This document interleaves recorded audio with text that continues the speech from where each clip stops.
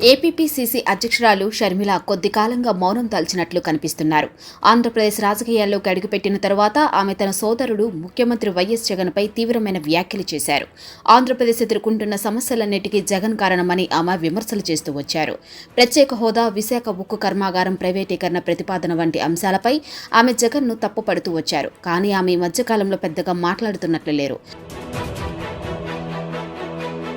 మార్చి 15వ తేదీన బాబాయ్ వైఎస్ వివేకానందరెడ్డి వర్ధంతి సభలో సోదరి సునీతతో కలిసి పాలు పంచుకున్నారు.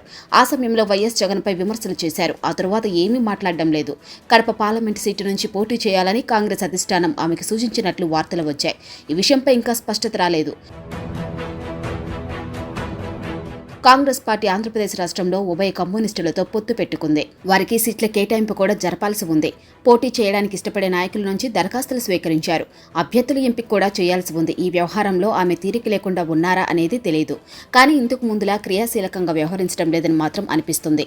ఇంతకుముందు పెద్ద ఎత్తున ప్రచారం కల్పించిన ఎల్లో మీడియా కూడా ఆమె కార్యకలాపాలపై పెద్దగా ఆసక్తి ప్రదర్శించడం లేదు. వైఎస్ వివేక హత్యోదంతాన్ని జగన్కు వ్యతిరేకంగా వాడుకోవడానికి ఎల్లో మీడియా షర్మిలకు ప్రచారం కల్పించిన విషయం తెలిసిందే. టీడీపీ అధ్యక్షుడు నారా చంద్రబాబు నాయుడు ఎత్తుగడలో భాగంగానే షర్మిల ఆంధ్రప్రదేశ్ రాజకీయాల్లోకి ప్రవేశించారన్న అభిప్రాయం బలంగా ఉంది. వైఎస్ జగన్ నాయకత్వంలోని వైఎస్ఆర్ కాంగ్రెస్ పార్టీ ఓట్లను చేర్చడానికి ఆమెను ప్రవేశపెట్టారని అంటున్నారు. పరోక్షంగా జగన్ కూడా అదే అభిప్రాయాన్ని వ్యక్తం చేశారు. ఆమె భవిష్యత్తు ప్రణాళిక ఏమిటో తెలియదు.